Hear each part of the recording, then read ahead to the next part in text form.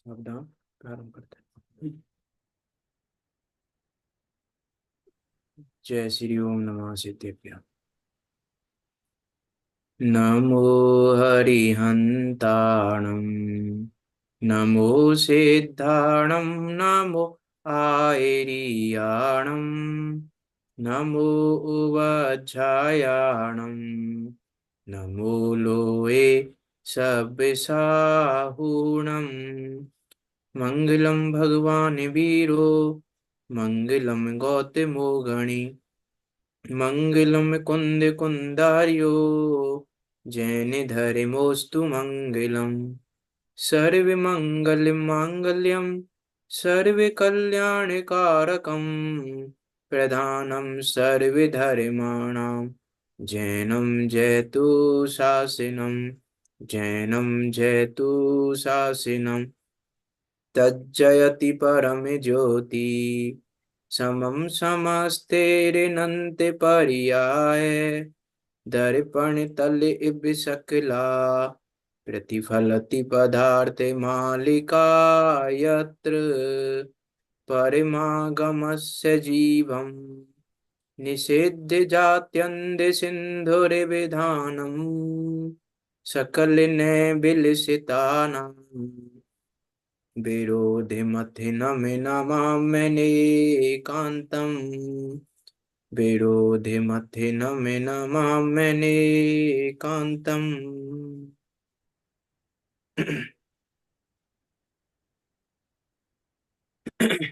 आचार्य अमृतचंद देव द्वारा विरचित यह मांगलिक ग्रंथ पुरुषार्थ सिद्धि उपाय, जो कि 226 श्लोकों में निबद्ध है और 226 श्लोकों के माध्यम से रत्नात्रय मोक्ष के मार्ग का प्रकाशन कर रहा है और एक ही बात का प्रकाश कर रहा है, उस अचल चैतन्य स्वभाव, उस अचल ज्ञायक स्वभाव की प्राप्ति का ही उपाय बता रहा है।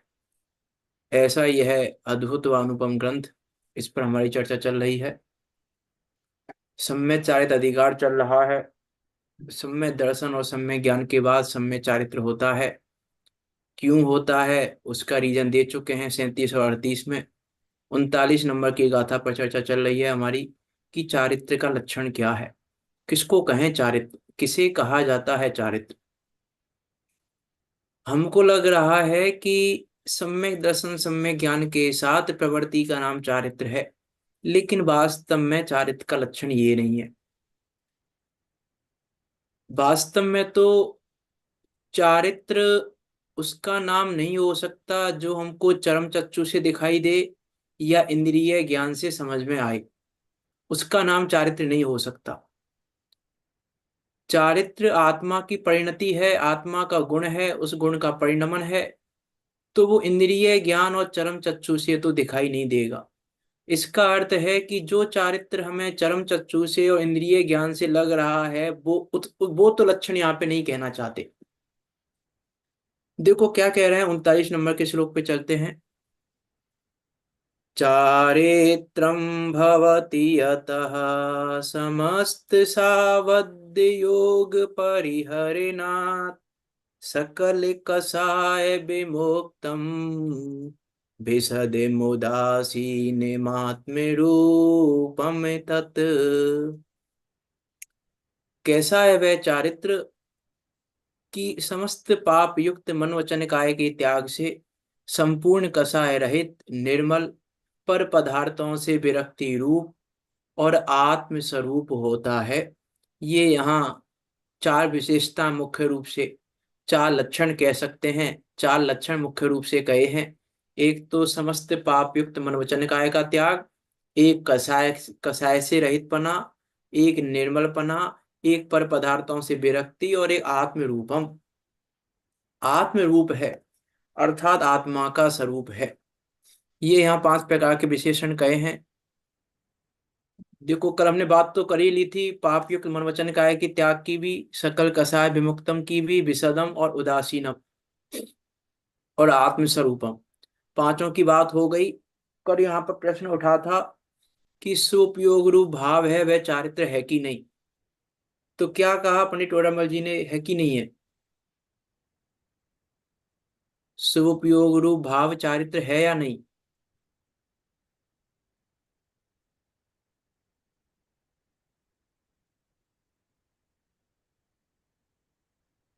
नहीं है, पर मंद कसायों की अपेक्षा से कह देते हैं।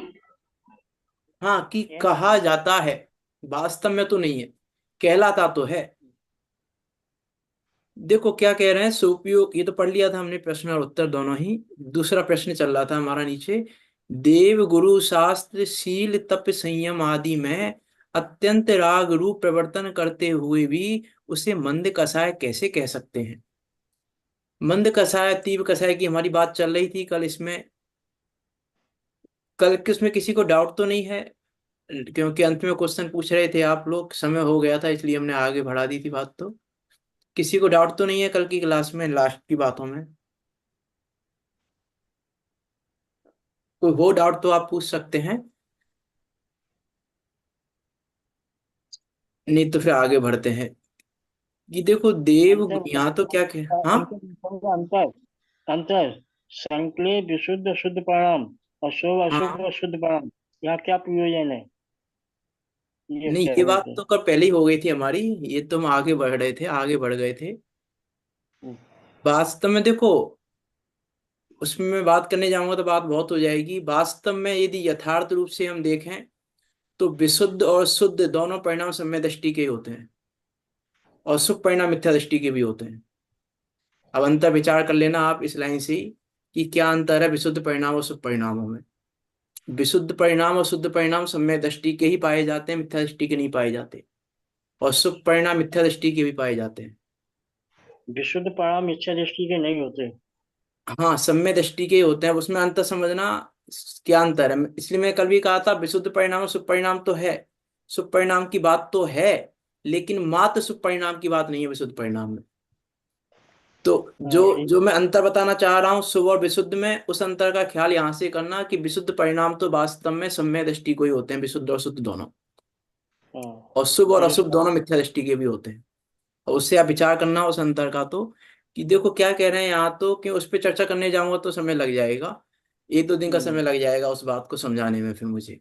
देखो क्या कह रहे हैं यहाँ तो, देव के प्रति, देव गुरु शास्त्र के प्रति शील तप संयम आदि के प्रति तीव्र राग है, और आप कह रहे हो कि कसाय मंद है। तीव्र कसाय को आप मंद कसाय क्यों कह रहे हो? ये प्रश्न उठाया है पंडित टोडामल जी ने। कल हमने बात की थी कि भाई तीव्र कसाय कहाँ है, किस प्रकार से तीव्र कसाय है, उसका हम विचार करें। हम तो कल बात हो रही थी सातवें गुण स्थान में कैसे कह रहे हो आप। हम्म। यहाँ तो भी पंडित टोडरमल जी उस पॉइंट ऑफ व्यू से भी बात कर लेंगे कि हम आठवें गुण स्थान में भी तीव्र कसाय कह सकते हैं। सातवें गुण स्थान की बात तो बहुत दूर की है। वो तो आगे के अरे स्थान से कंप्रोमाइज कराएंगे तो हो जाएगा। हाँ, आगे के स्थानों से कंप्रोमाइज करेंगे तो हो जाएगा। हाँ, भाई भाई मैं कह तो रहा हूँ, हमारे। भाई भाई भाई मैं कह रहा हूँ। और देखो यहाँ तो हमारी तो हिम्मत नहीं कहने की। पंडित टोडरमल जी ने तो मुझमार प्रकाश में बहुत कुछ कहा है। ये मैं कहूंगा अभी तो आप कहेंगे ऐसा कैसे कह रहे हो। पूछूं मैं आपसे, अरिहंत भगवान चोरी करते हैं कि नहीं करते हैं? बताइए, अरिहंत भगवान चोरी करते हैं कि नहीं करते हैं? चोरी करने का भाव तो मन वचन का चोरी मन करते रूप प्रवर्तन नहीं हुआ। हैं? मन रूप अशुभ मन का तो प्रवर्तन ही नहीं है तो चोरी क्या करेंगे? तो मैं यदि ये कहूँ अरिहंत भगवान चोरी करते हैं तो गलत है कि हम्म। सही है कथन? अब कौन सी अपेक्षा से कह रहे हैं ये समझ में नहीं आया। अब ये इसलिए मैं कहता हूँ ना, अनेकांत स्वादवाद का, अनेकांत का पता नहीं होगा तो स्वादवाद नहीं कह पाएंगे हम। इसलिए मैंने हाँ। मैंने बहुत बार आपको भी कहा, मोक्ष मार्ग प्रकाश ने किसी कहा, सातवें अधिकार से ज्यादा आठवां अधिकार इंपॉर्टेंट है। आठवें अधिकार में अपनी टोटल मर्जी ने सिद्ध किया है कि चोरी कैसे है उनको। आठवें। दूसरे के भव्य जीवों के मन को चुरा लेते। अरे ये इसलिए नहीं है भव्य जीवों के मन को चुरा लेते हैं, वो तो बहुत दूर की बात हो गई। भव्य जीवों के मन को चुरा लेते हैं ये तो बात ही नहीं है, इससे अपेक्षा नहीं है। मैं विचार अब पढ़ना आप वहां पे, मैं इसलिए नहीं कह रहा हूँ, आप खुद मेहनत करना उसको ढूंढने की। आठवें अधिकार में कहाँ है? आठवें अधिकार में अपनी टोटल मर्जी ने स्पष्ट 13वें गुण स्थान की बात की है। 13वें गुण स्थान में चोरी सिद्ध की है। वनी जी ने। अब आप विचार करना, वहां पे मैं नहीं जा रहा हूँ। मीस मैं ये कहना चाह रहा हूँ, जब तक अनेकांत का पता नहीं होगा हमें, अनेकांत का पता नहीं होगा तो स्वादवाद से गड़बड़ करेंगे। इसलिए मैंने पहले भी बात की थी, अनेकांत की दृष्टि पूर्वक स्वादवाद को जानना कार्यकारी है। मात्र स्वादवाद को जानने से विरोध दूर नहीं होता। हर विवाद का हल हो सकता स्वादवाद के द्वारा, ये लाइन 100% सही नहीं है। वो स्वादवाद अनेकांत पूर्वक होना चाहिए, तब विवाद विवाद दूर होगा, नहीं तो विवाद बढ़ता है। वहां मैंने बात की थी, दूसरे नंबर के श्लोक में चर्चा की थी, जब अनेकांत और स्वादवाद में अंतर आदि काफी सारी बातें की थी, उसका विचार करना। हम तो यहाँ पर चलते हैं, क्या कह रहे हैं यहाँ पे कि तीव्र राग है, देव शास्त्र गुरु के प्रति तीव्र राग है, तीव्रतम राग है, और आप कह रहे हो कि मंद कसाय है। उसको मंद कसाय कैसे कह रहे हो? तो क्या कह रहे हैं, विषय कसाय आदि के राग की अपेक्षा तो वो मंद कसाय ही है। इस अपेक्षा मंद है, राग तो तीव्र है वो, लेकिन वो तीव्र राग को मंद इस अपेक्षा कहा जा रहा है कि विषय कसाय में राग नहीं है, देवशास्त्र गुरु के प्रति राग है। तो देवशास्त्र गुरु के प्रति राग को उस विषय कसाय के राग की अपेक्षा मंद कसाय कह दिया जाता है। और देखो, वास्तव में यहाँ कह रहे हैं कि मंद कसाय भी चारित्र कहलाता है ना, मंद है तो नहीं लेकिन कहलाता है। तो मंद कसाय चारित्र कहलाता है कि नहीं कहलाता है? मंद कसाय को चारित्र कहते हैं कि नहीं कहते हैं? व्यवहार से क्या देते हैं? हैं? व्यवहार से क्या देते हैं? तो चारित्र बने तो चारित्र है ही। और निश्चय से? कथनचित कथनचित है। हाँ, कथनचित ही पूछ रहा हूं मैं, मंद कसाय को कथनचित चारित्र कहते हैं कि नहीं कहते हैं? कहते हैं। अब ये उभयाचार करके देखो इसका। अरे, कसाय को तो जिनागम चारित्र कहता ही नहीं है, कथनचित भी नहीं कहता है, चाहे वो कोई सी कसाय हो।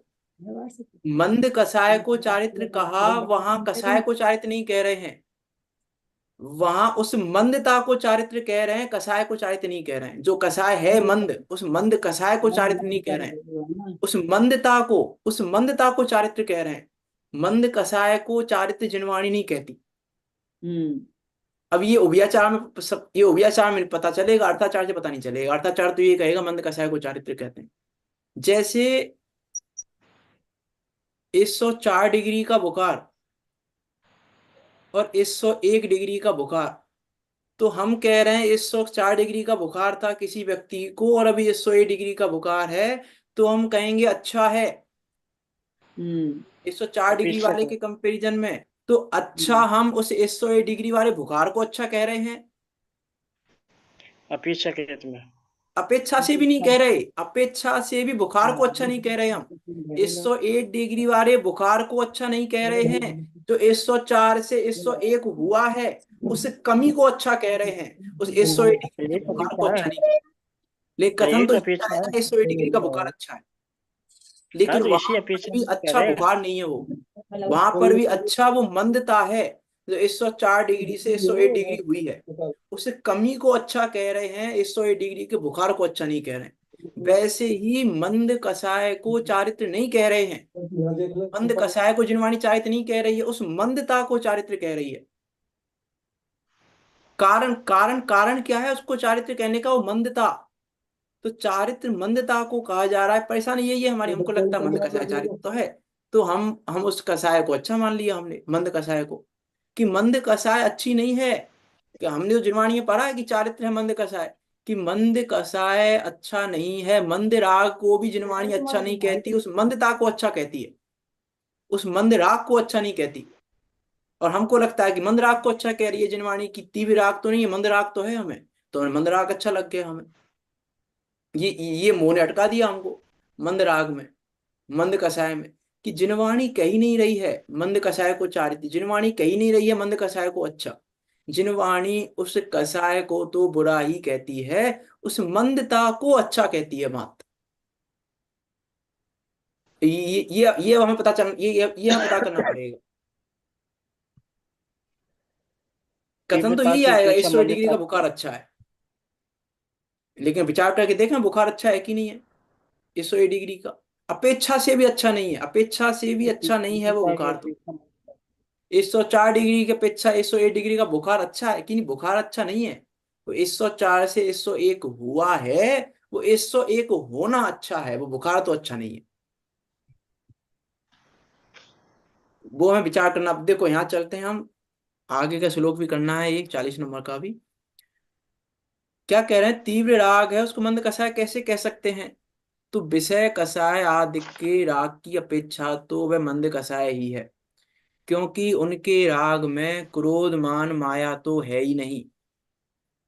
अब रहा प्रीति भाव की अपेक्षा लोभ कषाय, किंतु वह भी सांसारिक प्रयोजन युक्त नहीं है, अतः उसकी भी मंदता है। अतः उसकी भी मंदता है, मीन्स लोभ कषाय जो बचा है प्रीति भाव की अपेक्षा भी, वह भी सांसारिक प्रयोजन युक्त नहीं है, अतः उसकी भी मंदता है। इसका अर्थ है मंद कषाय को भी मंद कब कहेंगे? देखो वास्तव में जो तीव्र कषाय है उसकी जो हमने कहा ना भी, जब मिथ्या दृष्टि के भी शुभ परिणाम कर लेता है, वास्तव में उस शुभ परिणाम को जिनवाणी शुभ परिणाम नहीं कहती। अभी ये यहाँ से पता चल रहा है हमको, यहाँ मंदता की डेफिनेशन क्या दे रहे हैं, यहाँ मंद कषाय की डेफिनेशन क्या दे रहे हैं? उस कषाय को भी मंद, वो तो मिलेच्छों की भाषा है मंद कषाय कहना। जो मिथ्या दृष्टि का शुभ परिणाम है उस परिणाम को शुभ कहना तो मिलेच्छों की भाषा है। यदि मैं वास्तव में ये कहूं ना अभी कि मिथ्या दृष्टि शुभ परिणाम करता ही नहीं है, तो फिर आप कहोगे कि क्या कह रहे हो। अब वो अलग बात है, क्योंकि यहाँ क्या कह रहे हैं, मंदता की अपेक्षा क्या है कि सांसारिक प्रयोजन युक्त नहीं होनी चाहिए। तो कसाय की मंदता नहीं तो मंदता नहीं है। अब जो शुभ परिणाम हमारे हो रहे हैं वो सांसारिक प्रयोजन युक्त हो रहे हैं कि कैसे हो रहे हैं, इसके आधार से डिसाइड होगा कि कसाय की मंदता भी है कि नहीं। अब ये विचार करना, क्योंकि अब शुभ परिणाम तो बहुत बहुत जीव कर रहे हैं, शुभ परिणाम तो बहुत कर लेते हैं। शुभ परिणाम को ऐसा कोई ना कि जैन ही करते हैं शुभ परिणाम, शुभ परिणाम तो अजैन भी कर लेते हैं। शुभ परिणाम तो मांस खाने वाला भी कर लेता है, शुभ परिणाम सब व्यसन वाला भी कर लेता है, शुभ परिणाम तो बेचा सेवन वाला भी कर लेता है, शुभ परिणाम तो रात की भोजन करने वाला भी कर लेता है। लेकिन उस शुभ परिणाम को मिलेच्छों की भाषा में शुभ कहा जाता है।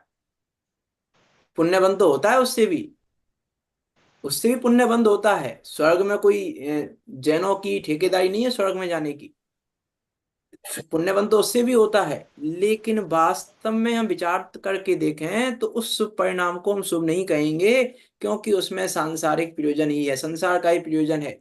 संसार के प्रयोजन से ही बातें की जा रही हैं, संसार का प्रयोजन ही सब कुछ है, सांसारिक प्रयोजन से ही सब कुछ कर रहा है। तो उस कसाय, जिस कसाय में सांसारिक प्रयोजन हो, उस कसाय को हम मंद भी नहीं कहेंगे।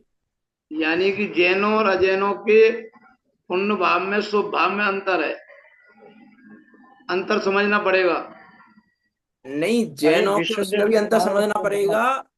और जैनों में भी, सम्यक दृष्टि और मिथ्या दृष्टि में। कहें तो जैनों में भी असंख्यात प्रकार के शुभ भाव हैं, हाँ मिथ्या दृष्टियों में भी। और विषम्य दृष्टियों की तो बात ही अलग हो गई।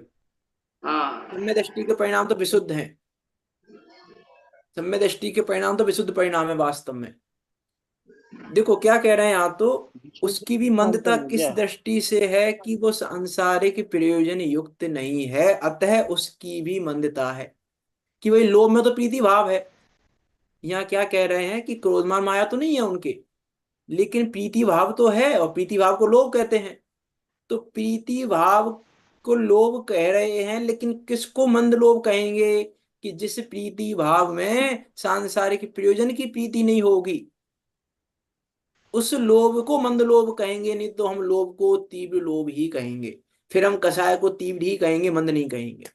उस लोभ को मंद लोभ नहीं कहा जाता जो सांसारिक प्रयोजन युक्त हो, उस लोभ को मंद लोभ नहीं कहेंगे, मंद कषाय नहीं कहेंगे हम फिर उसको।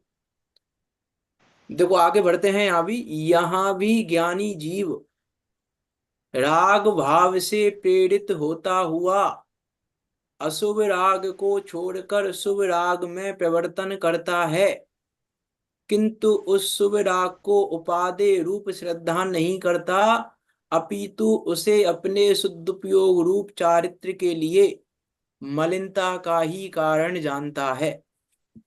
यहाँ देखो एक शब्द है पंडित जी का जो इंपॉर्टेंट है, प्रेरित होता हुआ। क्या अर्थ है प्रेरित होता हुआ का? क्या कहना चाह रहे हैं राग भाव से प्रेरित होता हुआ?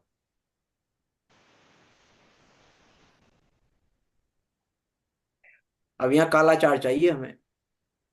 राग भाव से प्रेरित होता हुआ। हाँ कालाचार चाहिए यहाँ पे। अब हम आठ आठ अंगों को घटाएं तो सही, मैं इसलिए मैं बार बार सब अंगों का नाम ले रहा हूँ।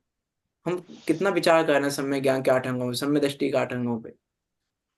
राग भाव से प्रेरित होता हुआ अर्थात मजबूरी, मजबूरी दिखा रहे हैं यहाँ। प्रेरित का अर्थ है बेचारा प्रेरित है राग भाव से, जो मजबूरी दिखाई है समय सार में राग सम्य दृष्टि की, कि जैसे बीमारी दूर नहीं हो रही तो दवाई लेता है मजबूरी में, वैसा है ज्ञानी जीव का राग भाव से प्रेरित होकर शुभ राग में परिवर्तन करना।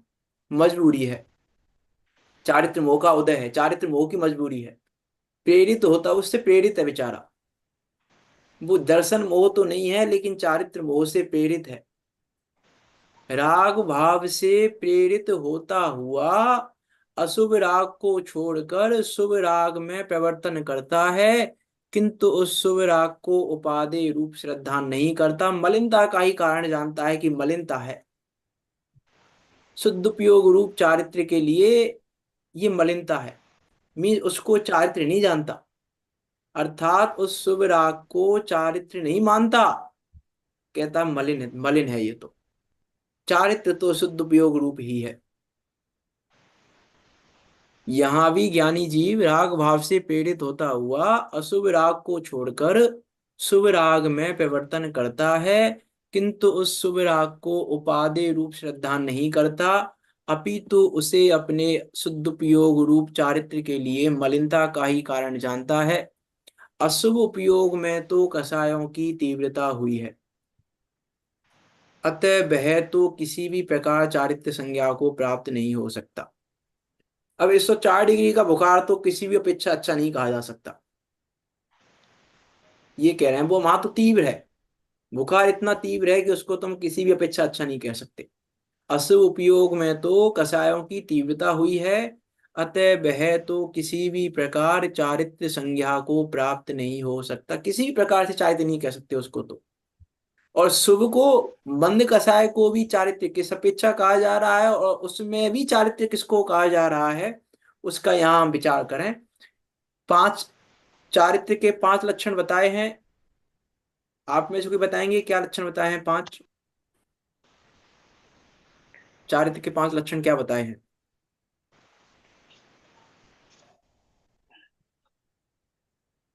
पाप युक्त नवरत्न काय का त्याग, संपूर्ण कषाय रहित निर्मल, तीन और फल पदार्थों की विरक्ति और आत्मस्वरूप। हाँ, कि समस्त सावध योग परिहरणात्, सकल कषाय विमुक्तम, विशदम, उदासीनम, आत्मरूपम। ये 5 लक्षण बताए हैं। ये 5 लक्षण जब होंगे तो हम कहेंगे चारित्र है। ऐसी परिभाषा पंडित जी ने भी दी है, मोक्षमा प्रकाशक जी में उपवास की परिभाषा दी है, जहाँ पे कि जहाँ कषाय और विषय का त्याग होता है उसको उपवास कहते हैं, शेष को तो श्री गुरु लंघन कहते हैं। कि जब तक कषाय और ये उदासीनम ये नहीं होगा, कषाय विमुक्त नहीं होगा, तो पाप युक्त मनुष्य का त्याग भी नहीं होगा, समस्त सावध योग परिहरणात् भी नहीं होगा, सकल कषाय विमुक्तम भी नहीं होगा, विशद भी नहीं होगा, उदासीन भी नहीं होगा, और आत्म रूपम की तो खबर ही नहीं है उसको। स्वरूपे चरणम चारित्रम, इसकी तो खबर ही नहीं है उसको, जिसको समस्त सावध योग परिहरणात् नहीं है। विचार करके देखना कि पाप का लेवल कहाँ तक है और पाप का क्या मतलब है। अभी वास्तव में हमको पुण्य और पाप के संबंध में भी मिथ्यात्व है, गृहीत मिथ्यात्व है, अगृहीत की बात तो बहुत दूर की है। अब विचार, अब लाइन तो बोल देता हूं मैं, लेकिन समय लग जाएगा। विचार करना, लेकिन आपकी गृहीत मिथ्यात्व भी कैसे है पुण्य पाप के संबंध में, हमने पुण्य पाप क्या समझा हुआ है, क्योंकि चारित्र समझ में नहीं आएगा उसके बिना। जब तक पुण्य पाप समझ में नहीं आएगा, कसाय की मंदता और तीव्रता का मतलब समझ में नहीं आएगा, तब तक हम व्यवहार चारित्र को भी नहीं समझ सकते। निश्चय चारित्र तो बहुत दूर की बात है। व्यवहार चारित्र को समझने के लिए भी पहले इन, मैंने कहा ना स्टार्टिंग में इसीलिए, कि चरम चक्षु और इंद्रिय ज्ञान से जो हमको चारित्र लग रहा है, उसका नाम तो चारित्र है ही नहीं। चारित्र अतीन्द्रिय ज्ञान का विषय है। चारित्र तो वास्तव में, अब हमें इंद्रिय ज्ञान से अतीन्द्रिय ज्ञान पर जाना है। अब कैसे जाएं इंद्रिय ज्ञान से अतीन्द्रिय ज्ञान पे, वो विचार करना पड़ेगा हमें। तब हम विचार कर पाएंगे कि चारित्र का लक्षण क्या है, किस लक्षण को आचार्य अमृतचंद देव यहाँ चारित्र कहना चाह रहे हैं। उसमें आती है ना, प्रवचन चार्य जी में एक गाथा है,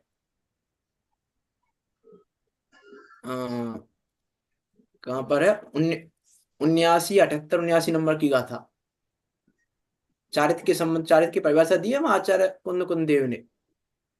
वहां पे भी क्या लिखा, सर्व सावध्य योग को छोड़कर चारित्र अंगीकार किया और शुभ उपयोग परिणति से बस हो गया, तो उसे शुद्धात्मा की प्राप्ति कहाँ से होगी, उस ज्ञायक भाव की प्राप्ति कहाँ से होगी, और ज्ञायक भाव की प्राप्ति हुए बिना पुरुषार्थ की सिद्धि कैसे होगी। शुभ उपयोग परिणति के बस हो गया कि हाँ चारित्र तो है, एक अपेक्षा तो है चारित्रीय। हमको लगता है कि नहीं, एक अपेक्षा तो चारित्र, कि भाई ये चारित्र नहीं है। ये पहले ये विचार करना पड़ेगा। मैंने कहा ना, मोह अटकाता है, मोह ऐसे अटकाता है कि हाँ अब देखो, अब हम पहले तो हमारे परिणाम ऐसे ऐसे होते थे, अभी तो हमारे परिणाम ऐसे नहीं हो रहे।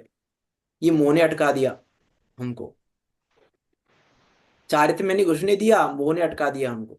अब तुम्हारे परिणाम ऐसे नहीं आते, पहले तो पता नहीं मन में क्या क्या आता था, अब तो नहीं आते हमारे मन में। ये मोह ने अटका दिया कि अब तुम संतुष्ट हो गए, हाँ अब तुम अच्छे हो गए, अब तुम अच्छे हो गए। ये मोह ने कहाँ अटका दिया हमको, मंद कसायों में, मंद परिणामों में मोह ने अटका दिया। हम संतुष्ट हो गए कि हाँ भैया अब तो सही है हमारा। अब देखो इतने टाइम से अध्ययन कर रहे हैं, जिनवाणी पढ़ रहे हैं, तो चेंज तो आना ही चाहिए था, और वो चेंज आ गया हमें। लेकिन गायक भाव को तो देखा ही नहीं। कल कहा था ना, प्रयोजन की सिद्धि तो हुई नहीं। प्रयोजन की सिद्धि हुए बिना पुरुषार्थ की सिद्धि नहीं होती। प्रयोजन की सिद्धि हुए बिना, मैं अब ये पुरुषार्थ भी हमको क्या लग रहा है वास्तव में, पुरुषार्थ सिद्धि उपाय ग्रंथ चल रहा है, इतना हो भी गया है, उसके बाद भी हमें पुरुषार्थ क्या लग रहा है, ये बताएगा मोह। अब हमको क्या लगता है कि, हमको ऐसा लगता है कि हम डॉक्टर के पास जाएं यदि, तो डॉक्टर हमको अच्छी रिपोर्ट दे। मोह ये कहता है कि डॉक्टर हमको कैसी रिपोर्ट दे, कि अच्छी रिपोर्ट दे डॉक्टर हमको। हमें सच्ची रिपोर्ट नहीं चाहिए डॉक्टर से, हमें डॉक्टर से अच्छी रिपोर्ट चाहिए। ऐसे ही यहाँ गुरु, देव शास्त्र गुरु रूपी वैद्य से हम अच्छी रिपोर्ट चाहते हैं। ये मोह चाहता है कि ये रिपोर्ट जो मिल रही है उसको अच्छी रिपोर्ट चाहिए, इसको सच्ची रिपोर्ट नहीं चाहिए। सच्ची रिपोर्ट, मोह मोह तो चाहेगा नहीं सच्ची रिपोर्ट मिले। मोह तो चाहता ही है कि इसको अच्छी रिपोर्ट मिलती रहे और ये संतुष्ट रहे। हाँ, डॉक्टर ने एमआरआई कर दी और कह दिया सब बढ़िया एकदम, चाहे कुछ भी आया हो एमआरआई में, वो छुपा दिया और कह दिया सब बढ़िया एकदम, ये कर रहे हो तुम, ये अच्छा है, बस तो मोह खुश। अब देखो भैया, इसके कैंसर था, एमआरआई में पता चला था, डॉक्टर ने कहा नहीं, अब बढ़िया मरेगा ये कैंसर में अच्छी रिपोर्ट चाहिए हमको, सच्ची रिपोर्ट नहीं चाहिए। सच्ची रिपोर्ट निर्णय करने पे आएगी, क्योंकि उपदेश शैली तो बहुत प्रकार की है। अब उपदेश शैली से हम कैसे वस्तु शैली को ग्रहण करें, ये हमें विचार करना पड़ेगा। देखो आगे चलते हैं, आगे वाले श्लोक पे। ये तो हो ही गया, वह तो किसी प्रकार चारित्र संज्ञा को प्राप्त नहीं हो सकता। कि अब कोई कहे कि भाई आप तो बहुत हाई लेवल की बात कर रहे हो, हमने तो नहीं सोचा था कि शराब का चार में इस प्रकार की बात सुनने को मिलेगी। शराब का चार नाम है, शराब का चार में इस प्रकार की बात सुनने को मिलेगी, ये तो हमने नहीं सोचा था। आप तो बहुत हाई लेवल की बात कर रहे हो कि नहीं, हम लो लेवल की बात भी करेंगे। आचार्य अमरचंद देव कह रहे हैं कि नहीं, हम नीचे की भी बात करेंगे। कि क्या बात करोगे? कि हम चारित्र के भेद कहेंगे। अब हम बात करेंगे थोड़ी नीचे की भी। चारित्र के भेद क्या है? चारित्र के भेद किसको कहते हैं? चारित्र, देखो 40 नंबर का श्लोक पढ़ते हैं। हिंसा तो नृत्य बचनात् एस्त्यादि ब्रह्मतः परिग्रहत कासन्नेक देश विरते चारित्रम जायते द्विविधम। क्या कह रहे हैं? हिंसात, हिंसा से, अनृत बचनास, असत्य भाषण से, इस्तेयात, चोरी से, अब्रह्मतः, अब्रह्माथा, कुशील से, और परिग्रहता, परिग्रह से, कासन्य अर्थात सर्वदेश, और एक देश विरते, एक देश त्याग से, वह चारित्रम जायते दुविधम, वह चारित्र दो प्रकार का होता है।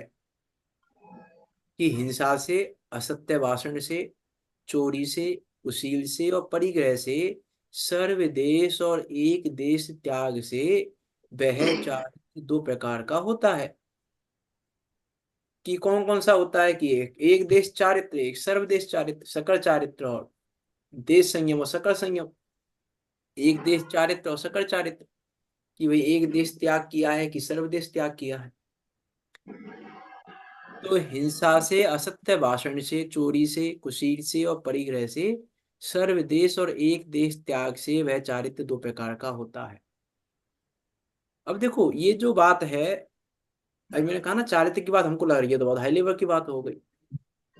या तो हमको बात बहुत हाई लेवल की लगी, हमको लगे चारित्र की बात में क्या करना, चारित्र की बात में क्या बात करना, हमें तो आत्मा की बात बताओ, चारित्र की बात क्या करना। हमको ऐसा लग सकता है कि अरे भाई ये हिंसा, झूठ, चोरी, कुशी, परिग्रह, ये पढ़ने का टाइम कोई ना हमारे पास। ये हिंसा, झूठ, चोरी, कुशी, परिग्रह क्या पढ़ना? हिंसा, झूठ, चोरी, कुशी, परिग्रह क्या पढ़ना? इसको इसको पढ़ने से क्या फायदा है? हमें तो आत्मा की बात बताओ। हमारे काम की तो वो है कि नहीं, इसमें भी वो आत्मा ही दिखाएंगे, इसमें भी वो गायक ही दिखाएंगे। जब आचार्य अमृत चंद देव कहने से नहीं चूक रहे, तो हम सुनने और पढ़ने से क्यों चूकेंगे? जब वो महाव्रत के धारी, सर्वदेश के त्यागी, जब वो पांच पापों की बात करने से नहीं चूक रहे, तो हम पांच पापों की बात सुनने से, पढ़ने से, समझने से क्यों चूके? हमको लगती है तो और छोटी बात, हम तो द्रव्यानुयोग वाले हैं, हम तो द्रव्यानुयोग पढ़ने वाले हैं कि नहीं। एक ही बात को चारों अनुयोगों से पढ़ो, एक ही बात को पढ़ो चारों अनुयोगों से, तब कर पाओगे। अब एक ही बात को चार अनुयोगों से पढ़ो, नहीं तो परेशानी हो जाएगी। नहीं तो परेशानी खड़ी होगी, और भाई परेशानी हमें खड़ी हो रही है क्योंकि हम चार अनुयोगों से विचार नहीं करते। अभी जैसे कहा था ना अरविंद भगवान की चोरी वाली बात, कर्णानुयोग से चोरी करते हैं। कर्णानुयोग कहेगा कि करते हैं, और चरणानुयोग तो कहेगा कि छठे छठे गुण स्थान में सकल चारित्र हो गया। कर्णानुयोग तो कहेगा कि पूरी पूर्णतः त्याग कर दिया, हिंसा, झूठ, चोरी, कुशील, परिग्रह का पूर्णतः सर्वदेश त्याग हो गया छठे गुण स्थान में। चरणानुयोग तो ये कहेगा, और कर्णानुयोग कहेगा कि 13वें गुण स्थान में भी चोरी है। अब ये यदि हम विचार नहीं करेंगे, वहां पे तो परेशानी खड़ी हो जाएगी। हम फिर हम अनिकांत को कैसे जानेंगे? हम स्वादवाद में अटक गए, फिर हम स्वादवाद में अटक गए। विचार विचार करके देखना। अरे अभी बात तो करेंगे हम पांच पापों की, क्रम क्रम से एक एक अधिकार दिए हैं आचार्य अमरचंद देव ने। तो हिंसा के लिए, असत, चोरी के लिए, झूठ के लिए, कुशील के लिए, परिग्रह के लिए। लेकिन हम विचार करके देखें, मुनिराज, छठवें सातवें गुण स्थान वर्ती मुनिराज के तरस हिंसा पाई जाती है कि नहीं पाई जाती है?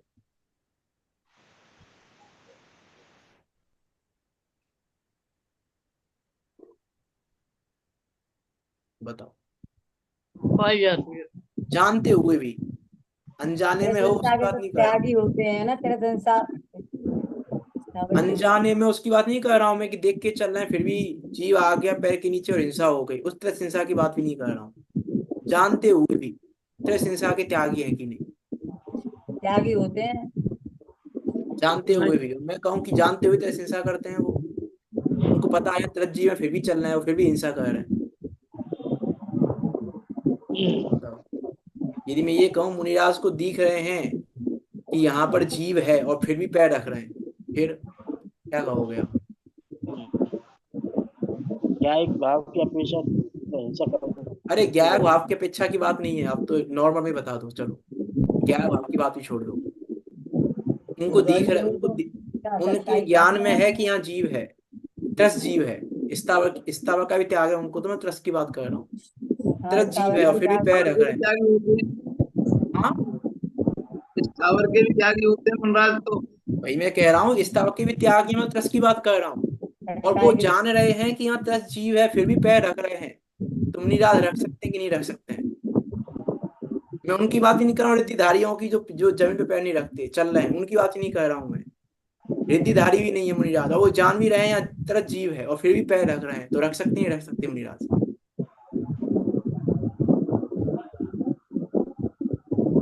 बताओ। अब हम कितना जानते हैं चरणान योग को भी, कितना जानते हैं अनेकांत स्वादवाद को भी। पैर तो रखेंगे जब भी पर वो 8वें अधिकार में अपनी टोटम जी ने कहा है कि तरह हिंसा करते हैं मुनिराज भी। 8वें अधिकार में कहा अपनी टोटम जी ने, वो जानते हैं कि यहाँ त्रज जीव है तो भी चल रहे हैं, त्रज जीवों पे तो भी चल रहे हैं। अब वो, लेकिन वो कर्णान योग है, कर्णान योग की अपेक्षा जान भी रहे हैं त्रज जीव है और चल भी रहे हैं। लेकिन चरणान योग तो कहेगा कि तरह हिंसा के त्यागी है, और चरणान योग की तरह हिंसा अलग है। अब मैं कहूँ तरह हिंसा दो प्रकार की, तो आप कहोगे ये कैसे दो दो अलग अलग बात कर दी आपने, कि बिल्कुल अलग है। चरणान योग की तरह हिंसा अलग है, कर्णान योग की तरह हिंसा अलग है। अरे तो सम्यक दर्शन 4 प्रकार का है। प्रथमान योग का सम्यक दर्शन अलग है, कर्णान योग का सम्यक दर्शन अलग है, चरणान योग का सम्यक दर्शन अलग है, द्रव्यान योग का सम्यक दर्शन अलग है। अब कहोगे सम्यक दर्शन के 4 विध कहां से कर दिए? 8 में मैं कह रहा हूँ, ये मेरी हिम्मत नहीं है ये कहने की, पंडित टोडामल जी ने हिम्मत दी है। पंडित टोडामल जी की हिम्मत से बात कर रहा हूँ मैं, 8वें अधिकार से बात कर रहा हूँ इन सब बातों को। हाँ, अब हम कितना विचार है, हम विचार करके देखें 5 पाप के संबंध में भी कितना विचार है हमारा। चरणान योग में तो बुद्धि पूर्वक त्याग को कहते हैं। अरे मैं हिंसा बुद्धि पूर्वक की बात कर रहा हूँ कि ज्ञान में है या तरह जीव है तो भी चल चरणान योग के अनुसार भाई मैं कह रहा हूँ हमको कितना अनेकांत और स्वादवाद को जान रहे हैं, कितना अब अनेकांत और स्वादवाद क्या है वास्तव में, और हम कितना समझ रहे हैं। हम कितना तुरंत गलत का सर्टिफिकेट देने को तैयार हैं किसी को भी, कुछ भी कहने को तैयार है किसी को भी, लेकिन अनेकांत और स्वादवाद का व्यवस्थित विचार करने को तैयार नहीं है। अनेकांत और स्वादवाद में अंतर है? अनेकांत और स्वादवाद में क्या अंतर है? वो मैंने 6 घंटे क्लास ली है, आप वहां से सुनना, अंतर द्वारा नहीं बता पाऊंगा मैं। 6 घंटे समझाया मैंने, अंतर तो इतना है। वहां मैंने कहा था कि 7 भंगों में से 4 तो अवक्तव्य हैं जो अनेकांत में है लेकिन स्वादवाद में नहीं है। इतना बड़ा अंतर है अनेकांत और स्वादवाद में, सबसे बड़ा अंतर। तो अनेकांत महासागर है तो स्वादवाद बूंद बराबर है, इतना अंतर है अनेकांत और स्वादवाद में। अनेकांत महासागर है और स्वादवाद बूंद है, बस पूरा स्वादवाद जितना स्वादवाद है वो पूरा बूंद बराबर है अनेकांत के सामने। इतना इतना इतना इतना महान अंतर है, क्योंकि वक्तव्य से अनंत गुना अवक्तव्य है और वो स्वादवाद का विषय नहीं बन सकता, लेकिन अनेकांत है वो, और अनुभव का विषय है वो अवक्तव्य भी। 7 भंग अनुभव के विषय है, वो अवक्तव्य 12 पाठ भी अनुभव का विषय है लेकिन वक्तव्य नहीं है, और स्वादवाद में वचन है। इतना अंतर है, बूंद और महासागर जितना अंतर है अनेकांत और स्वादवाद में। यदि अंतर का पूछें तो आप, मैं अनेका अंतर तो मैंने वहां सिद्ध किया 6 घंटे में, 6 क्लासों में।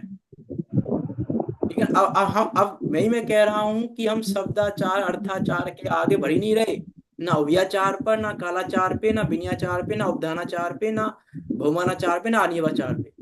शब्दाचार अर्थाचार में संतुष्ट हैं हम, ये मिथ्या संतोष है ये हमारा, हम संतुष्ट हैं, हमने पढ़ लिया जिनवाणी को। ये मोह करा रहा है, गलती हमारी नहीं है, गलती मोह की है, मोह करवा रहा है हमसे। अब हम मोह के आधीन होके कर रहे हैं ये गलती, कि मोह चाहता ही है कि गलती करें, वो चाहता ही नहीं है छोड़ना इस जीव को। विचार करना तो ये लोग पढ़ लेते हैं, कुछ है नहीं श्लोक में वैसे तो इसमें, क्योंकि 5 पापों की चर्चा तो आगे आएगी ही। सर्वदेश और एक देश त्याग से वह चारित्र 2 प्रकार का होता है। चारित्रम द्विविधम जायते, चारित्र 2 प्रकार से उत्पन्न होता है। चारित्र 2 प्रकार का नहीं है, चारित्र 2 प्रकार से उत्पन्न होता है, अर्थात चारित्र 2 प्रकार से कहा जाता है। किस प्रकार से? कि हिंसातः, अनर्थ वचनातः, स्तेयात्, अब्रह्मतः, परिग्रहतः, काशण्य एक देश विरत है। हिंसा, झूठ, चोरी, कुशील और परिग्रह के सर्व देश तथा एक देश त्याग से चारित्र के 2 भेद होते हैं। भावार्थ में क्या कह रहे हैं? हिंसा आदि का वर्णन आगे किया जा रहा है। इनके सर्वथा त्याग को सकर चारित्र और एक देश त्याग को देश चारित्र कहते हैं। कि सर्वथा त्याग है तो सकर चारित्र है, और एक देश त्याग है तो उसको देश चारित्र कहते हैं। है नहीं,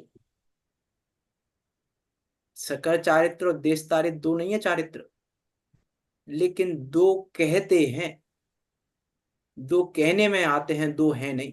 सकर चारित्र और एक देश चारित्र।